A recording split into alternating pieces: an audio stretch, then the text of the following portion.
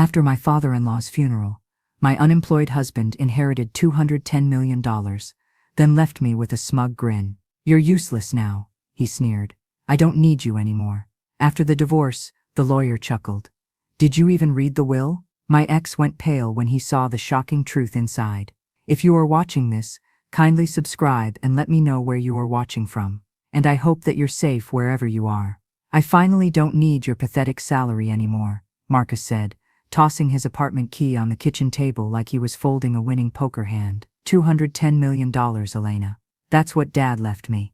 You've been useful for paying rent. But now, he shrugged with theatrical indifference. "You're worthless to me."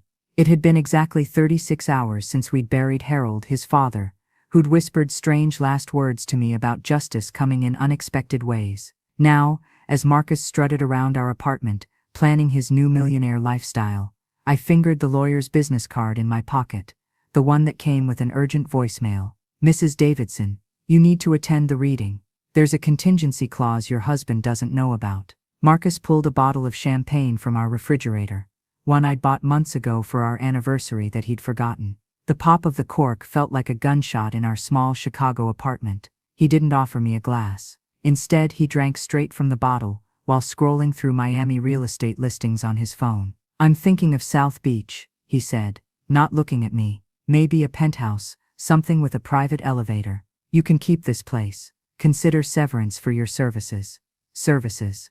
4 years of marriage reduced to a business transaction. 4 years of waking up at dawn to get to my financial analyst job downtown, while he slept until noon. 4 years of watching my savings account drain into his endless stream of failed ventures. The food truck that never got permits. The app that never launched. The consulting firm that never found a single client. Have you ever been married to someone who treated love like a business deal? Because that's exactly what this family drama was about to become. One of those revenge stories where the victim finally gets justice. I thought back to when we'd met at that networking event 5 years ago at the Drake Hotel. The ballroom had been packed with Chicago's ambitious up-and-comers, everyone armed with business cards and elevator pitches. I'd gone because my boss insisted it would be good for visibility.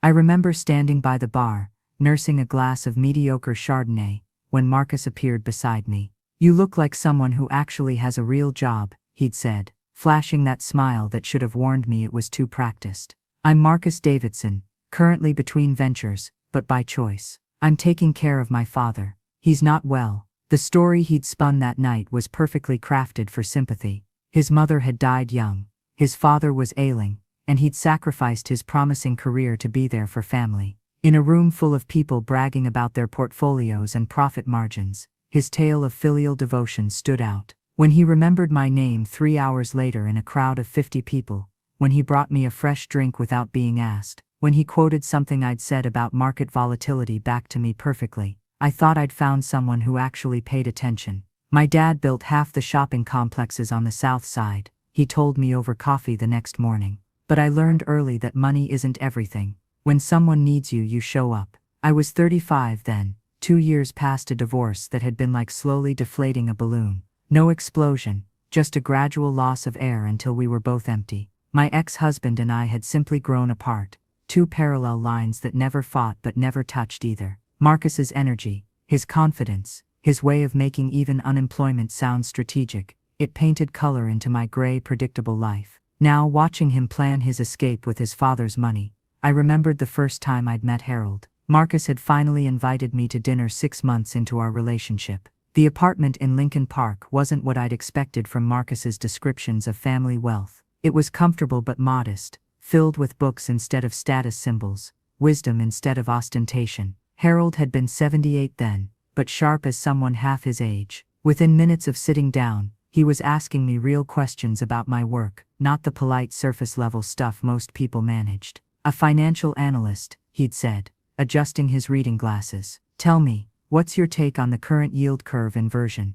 We talked for 2 hours about market dynamics, while Marcus sat between us, growing increasingly bored, checking his phone, occasionally throwing in buzzwords about disruption that had nothing to do with our conversation. At one point, while Marcus was refilling drinks, Harold had leaned toward me. "My son needs an anchor," he'd said quietly. "Someone who understands that wealth without wisdom is just expensive foolishness. I hope you're that person." But more importantly, I hope you protect yourself too. The warning had been there, wrapped in fatherly concern. I'd chosen to hear only the hope. But now, as I watched Marcus celebrate his imaginary fortune, Harold's business card burned in my pocket like a secret weapon. Whatever contingency clause the lawyer mentioned, whatever justice Harold had whispered about with his dying breath, I was about to discover the truth that would turn this entire family revenge story upside down. A year later, Harold had insisted on paying for our small wedding, despite Marcus's protests. Marcus had wanted to invite what he called potential investors, people he'd collected business cards from, who might be impressed by a lavish reception. Harold had quietly but firmly vetoed that plan. 20 guests, simple flowers, a modest reception. Marriage isn't a networking event, Harold had said, and Marcus had pouted for weeks. During the ceremony, while Marcus gave a toast that sounded more like a business pitch than a declaration of love, Harold had slipped me an envelope. Inside was a check for $5,000 and a note, "For the emergencies I suspect will come. Remember, wisdom matters more than wealth." My mother, who'd flown in from Cleveland, had watched everything with worried eyes. "Are you sure about this?" she'd whispered during the reception. I'd been sure then. I'd been wrong. The Sunday visits started after Marcus's first major failure, the food truck venture that cost me $16,000 in savings. Harold would arrive at our door with 2 bags of groceries, claiming he'd bought too much for one person. Marcus would barely look up from his laptop where he was already researching his next venture. "Let me help you put these away," Harold would say. And while we unpacked vegetables and milk and bread I hadn't asked for but desperately needed, he'd slip an envelope into my purse. Later I'd find cash inside with notes like, "For groceries. Don't mention it." Those Sunday visits became the rhythm that kept me sane. Harold would arrive at 10 in the morning, always with food, always with an excuse about buying too much or finding a great sale. Marcus would tolerate his father's presence for about 30 minutes before announcing he had to meet potential investors, which we both knew meant watching sports at McGill's bar 3 blocks away. Once Marcus left, Harold would make real coffee, not the instant stuff I'd switched to for budget reasons, and we'd sit at our small kitchen table talking about everything except his son's failures. He taught me about dividend investing, about the power of compound interest, about financial strategies I already knew from my work, but which took on new meaning when discussed with someone who'd actually built wealth rather than just analyzed it. "You have a gift for understanding money," he told me once. Marcus never inherited that gift, I'm afraid. It was during one of those Sunday conversations, about a year into the marriage, that I'd found the credit card statements. I'd been looking for a pen in Marcus's briefcase when the folded papers fell out. 3 months of statements for a card I didn't know existed, showing charges that made my stomach turn. Levow nightclub, $1,200. RPM Steakhouse, $800 for a business dinner on a Tuesday, when he told me he was at a startup meetup.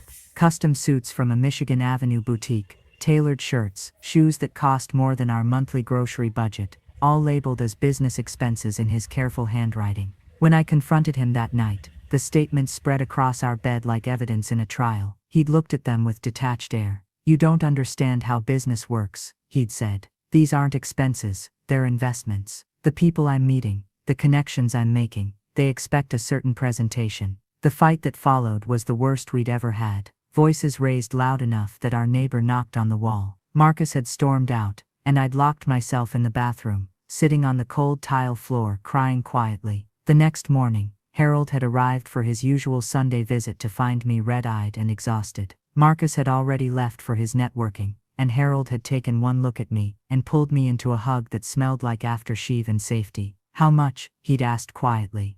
"I don't know, maybe 20,000 total, maybe more." He'd written me a check for $5,000 on the spot, insisting it was an early birthday gift, though my birthday was 4 months away. Then he'd sat down heavily, looking every one of his 79 years. His mother left when he was 15, Harold had said, staring at his coffee, said she couldn't take the lying anymore. Not big lies, just constant small ones. Where he'd been, what he'd spent, who he'd talked to. Stories that didn't need to be stories. He paused, and I could see him wrestling with how much truth about his son I could handle. I blamed myself. After she left, I gave him everything, trying to fill that hole. Private schools, cars, money, whenever he asked. I thought I was showing love, but I was just teaching him that there would always be someone to clean up his messes. We'd sat in silence for a while, the weight of his confession settling between us like another presence in the room. Finally he'd looked at me with eyes that held decades of disappointment. "I won't tell you to leave him,"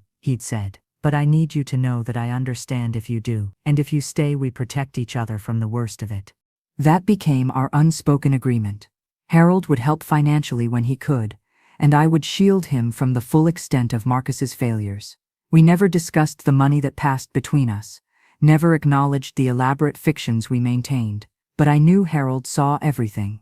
In his careful way, he was documenting his son's lies, watching the patterns, waiting for something I didn't yet understand. Can you imagine discovering that the person you trusted most was living a complete lie, while their father quietly kept score of every deception? This wasn't just another family drama. This was the beginning of a family revenge plot decades in the making. 18 months into this careful dance, everything changed with a single phone call. I was in a client meeting downtown when my phone buzzed with an unknown number. Normally I would have let it go to voicemail, but something made me excuse myself and answer. "Is this Elena Davidson?" The voice belonged to an elderly woman, nervous and formal. "I'm Mrs. Chen, Harold's neighbor. I found him on the stairs this morning. He seemed dizzy, confused. The paramedics are taking him to Northwestern Memorial." The meeting became a blur of hasty apologies and grabbed belongings. I called Marcus 7 times on my way to the hospital. Each call went straight to voicemail. When I finally reached him, he was at a golf course in Schaumburg, the sounds of laughter and clinking glasses audible in the background. "Dad fell. Is he okay?" His voice carried the appropriate notes of concern, but I could hear the calculation underneath, the mental math of how this might affect him. Harold was sitting up in his hospital bed when I arrived, looking annoyed at all the fuss. The doctor explained it was a mild case of vertigo complicated by dehydration. Nothing serious, but at his age, living alone posed risks. Harold waved off their concerns, insisting he was perfectly capable of taking care of himself. But I saw the slight tremor in his hands, the way he gripped the bed rail when he thought no one was looking.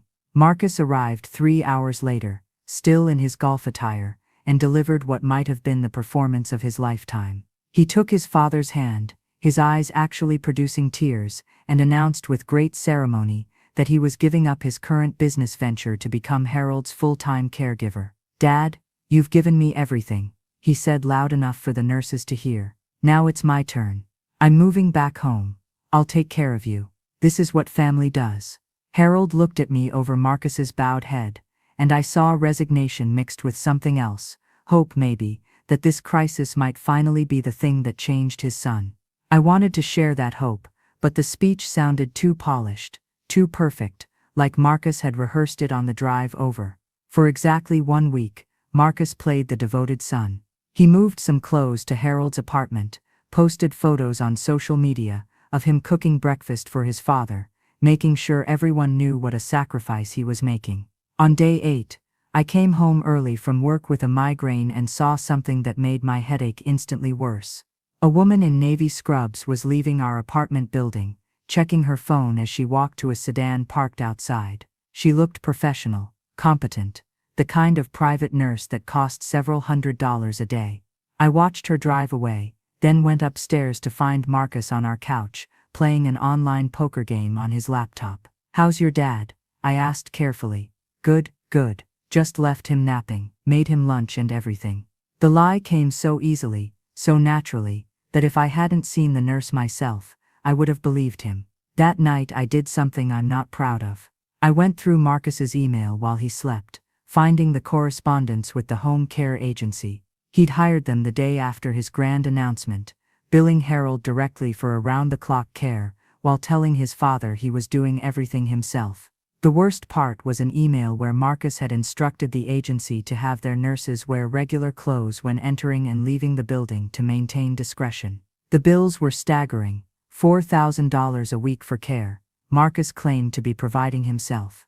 Meanwhile, he spent maybe an hour a day with Harold, usually during lunch, posting photos to maintain the illusion.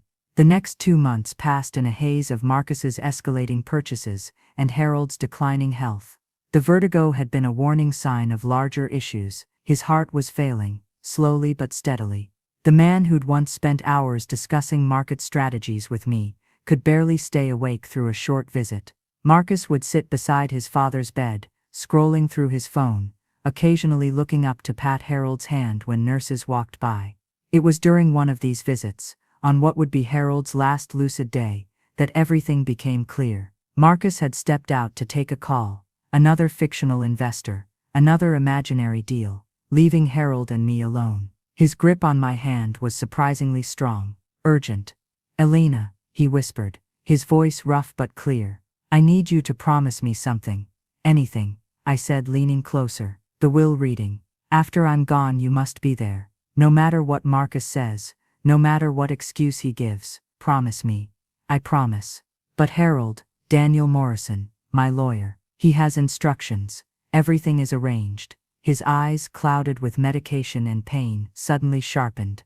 "I know about the nurse. I've always known, just like I know about the credit cards, the lies, all of it." My face must have shown my shock because he squeezed my hand gently. "A father knows his son," he said. "But sometimes wisdom matters more than blood. Remember that wisdom matters more than wealth, more than anything."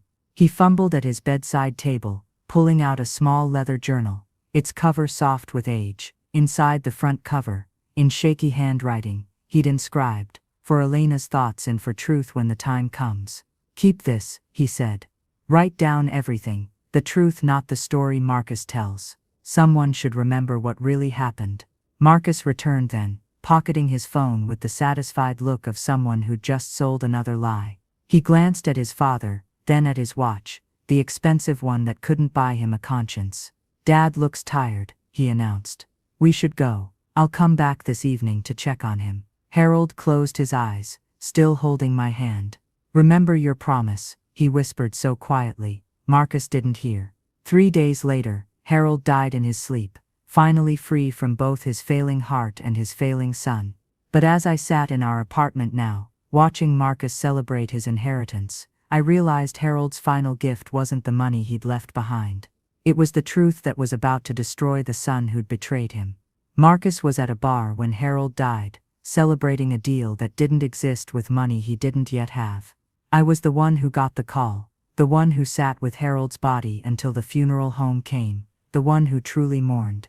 The funeral took place 2 days later at a chapel in Skokie that Marcus had chosen because they offered a package deal. February rain turned the cemetery into a mud field that grabbed at our shoes as we walked to the graveside.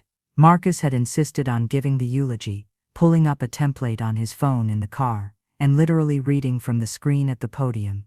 "Harold was a loving father who taught me everything I know about business," he said, which was technically true since Harold had taught him nothing and he knew nothing.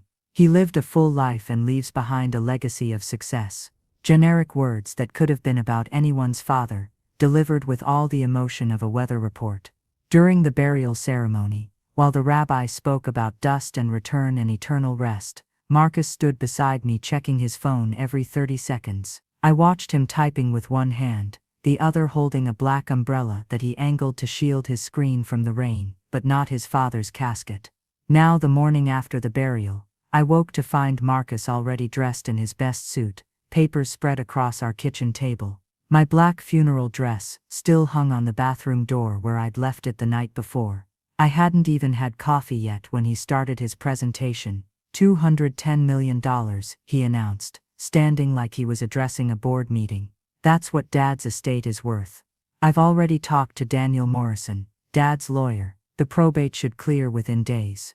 He pushed the divorce papers across the table with the casual efficiency of someone closing a business deal. "I finally don't need your pathetic salary anymore. You've been useful for paying rent, but now you're worthless to me." The word should have destroyed me, should have sent me reeling, crying, begging. Instead, I felt something else entirely, a cold clarity like ice water in my veins. Harold's voice echoed in my memory.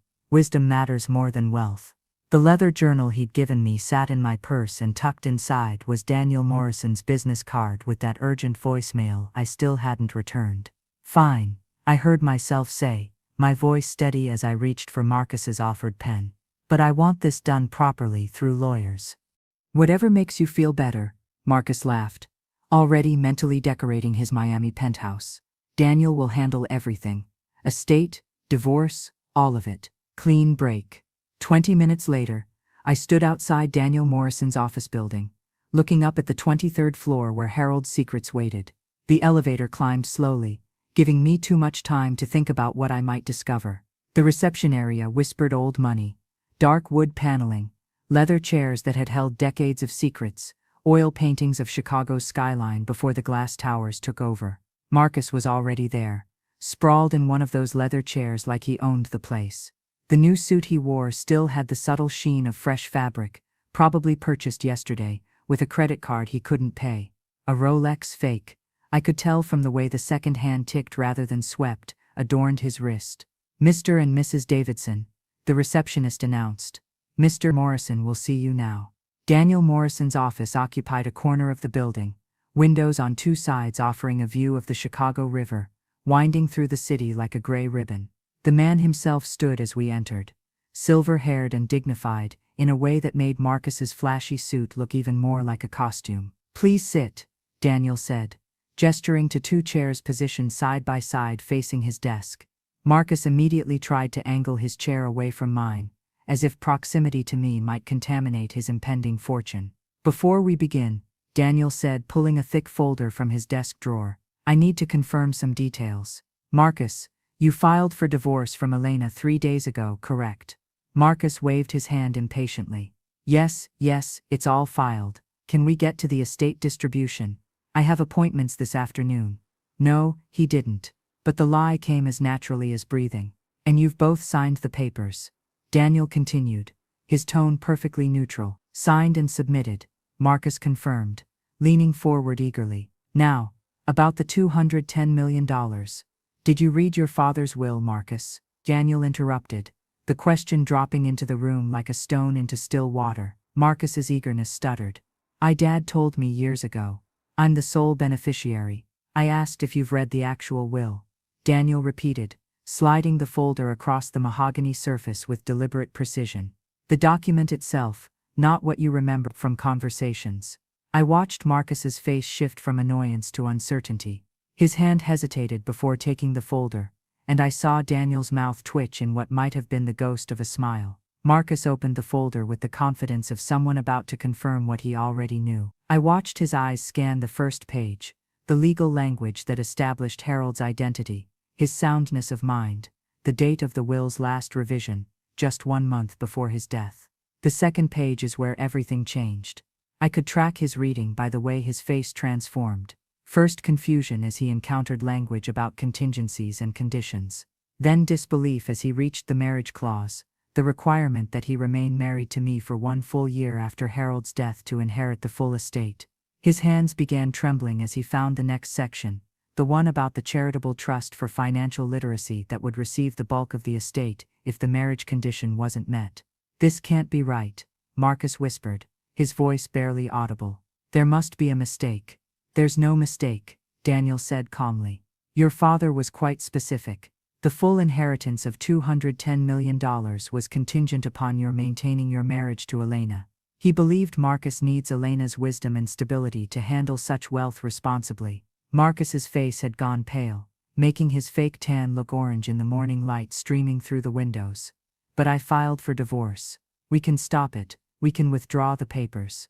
He turned to me, his eyes wild with panic. "Elena, we can fix this. Tell him we've reconciled." Daniel continued as if Marcus hadn't spoken.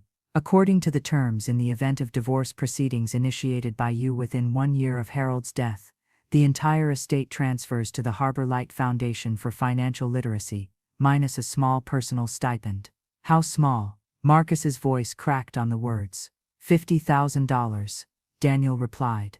"Your father felt this was sufficient for you to start over and hopefully learn the value of work and loyalty." The silence that followed was complete. Even the city noise from 23 floors below seemed to pause. Marcus stared at the will, as if the words might rearrange themselves if he looked hard enough. Then came the bargaining. "Elena, please," Marcus said, turning to me fully for the first time since I'd entered the office. "We can work this out." I was hasty, emotional from grief. "We don't have to go through with the divorce." I met his eyes steadily. "You told me I was worthless to you. I didn't mean it. I was upset about Dad. You know how grief affects people. You were Googling Miami condos before his body was cold. What do you think happens when a man who's spent his entire life using people suddenly realizes he's been outplayed by the father he thought he could fool? Because this family revenge story was about to reach its most satisfying climax. Marcus's tactics shifted rapidly, cycling through every manipulation he'd ever used. First came promises. We can split it, 100 million each, more money than either of us could spend. Then rationalization. Dad would want us to work this out. He loved us both. Followed by threats. I'll contest the will.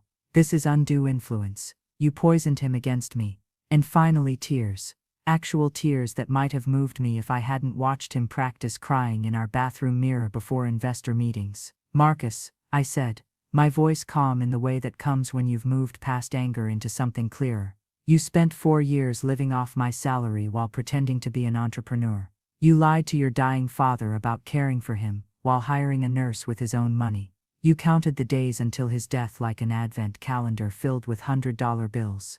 I stood, smoothing my practical slacks, and looked down at the man I'd once thought I could save with enough patience and support. Your father knows exactly who you are. That's why he put these conditions in place. He wanted to teach you one final lesson about the value of loyalty and honest work. I turned to Daniel. Please proceed with the divorce as filed. I believe Harold would be pleased to know his fortune will help thousands of people learn financial literacy, something his son never bothered to acquire. Marcus's face cycled through disbelief, rage, and finally, a kind of broken desperation that might have been the first genuine emotion I'd seen from him in years. 1 week later, Daniel Morrison called to confirm what I already knew in my heart. The divorce had been finalized without contest. Marcus hadn't even hired a lawyer, probably because he couldn't afford one. The estate had been distributed exactly as Harold intended. The Harbor Light Foundation had received its initial funding and was already setting up programs across Chicago's South Side, exactly where Harold had built his shopping centers decades ago. There's one more thing, Daniel said, his professional tone warming slightly. Harold left instructions for me to tell you this only after everything was settled. He wanted you to know that of all the investments he made in his lifetime, introducing you to his son was the one that hurt him most. But seeing who you were, despite Marcus's influence, was what gave him hope in the end. Meanwhile, Marcus's new reality unfolded through fragments that reached me through mutual acquaintances. He'd moved into Harold's old apartment, not out of sentiment, but because it was rent-controlled. He'd found employment at a call center in Schaumburg, the kind that sold extended warranties for appliances. The same man who'd spent $40,000 of my money on networking lunches now spent his days reading from scripts, trying to convince strangers to buy something they didn't need. His first paycheck would unlock part of his trust fund. But $10,000 wouldn't go far for someone who'd never learned to budget. 2 months after the will reading, I signed the lease on a studio apartment in the Loop. The building was older, with radiators that clanged in winter and windows that stuck in summer. But the view stretched across Grant Park to Lake Michigan, and every inch belonged to me. The first night there, I sat on the floor with Chinese takeout, surrounded by boxes, and felt something I hadn't experienced in years: contentment. No one would criticize my choice of curtains or call my furniture purchases wasteful. They came with notebooks and questions, with hope despite their struggles, reminding me that financial stress didn't have to mean financial ignorance. During one session, a woman named Maria asked about dealing with family members who constantly borrowed money. My brother always has an emergency, she said. Always a big opportunity that needs just a little investment. The other participants nodded knowingly, and I thought of Marcus, of all the emergencies and opportunities that had drained my accounts. Sometimes, I said, choosing my words carefully, the kindest thing you can do is let people face the consequences of their choices. Support doesn't mean enabling. One afternoon, while helping a young man understand compound interest, I noticed a new portrait hanging in the center's main hall. Harold's face looked out from an ornate frame, a brass plaque beneath reading, Harold Davidson, builder of communities, teacher of wisdom. The center director, James, noticed me looking. Did you know him? He was my father-in-law, I said, then corrected myself. Former father-in-law. James studied me for a moment. Recognition dawning. You're Elena. He mentioned you in his foundation documents, said you understood the value of both money and character. 6 months after the will reading, I received an unexpected package. Inside was Harold's personal journal from his final year, along with a note from Daniel Morrison, explaining that Harold had instructed him to send it to me after sufficient time had passed. The entries revealed everything. Harold had discovered Marcus's deception about the nurse through a credit card statement Marcus had carelessly left at his apartment. He'd known for months that his son was billing him for care he wasn't providing. One entry, dated 2 months before his death, stood out. Marcus believes inheritance is his right, not his privilege. He cannot learn from gifts, only from consequences. The will I've crafted isn't cruel, it's the education I failed to give him while alive. And Elena deserves to know that she was never the problem. She was the only good decision Marcus ever made, and he threw her away for money that was never going to save him. I closed the journal and looked out at Lake Michigan, the evening light turning the water to gold. Somewhere in Schaumburg, Marcus was probably finishing his shift at the call center, heading back to his father's old apartment, to count the days until his 6-month employment requirement was met. He would survive, perhaps even learn something, though I doubted he would ever understand the real lesson Harold had tried to teach. This story of calculated justice and hidden inheritance clauses proves that sometimes the best revenge stories aren't about getting even, they're about getting free. Harold's family drama became the foundation for something beautiful, a program that would teach thousands of people the financial wisdom his son refused to learn. The Harbor Light Foundation continues Harold's true legacy, turning one man's greed into countless opportunities for others to build better lives. And me, I learned that sometimes losing everything is the only way to discover what you're truly worth. Marcus thought he'd won $210 million, but all he really inherited was the chance to finally grow up. Meanwhile, I inherited something far more valuable, the knowledge that I was stronger than I'd ever imagined, and the freedom to build a life based on my own worth rather than someone else's empty promises. In the end, this wasn't just another family revenge story, it was a masterclass in how wisdom always defeats greed, and how the people we think hold all the power are often the ones with the most to lose. If this story of calculated justice and unexpected inheritance twists had you on the edge of your seat, smash that like button right now. Have you ever been in a relationship where someone treated you like you were worthless until they needed you? Share your story in the comments below. These revenge stories and family drama situations are more common than you think, and sometimes hearing about family revenge that actually worked out gives us hope. Don't forget to subscribe and hit that notification bell, because you never want to miss these incredible tales of justice served cold.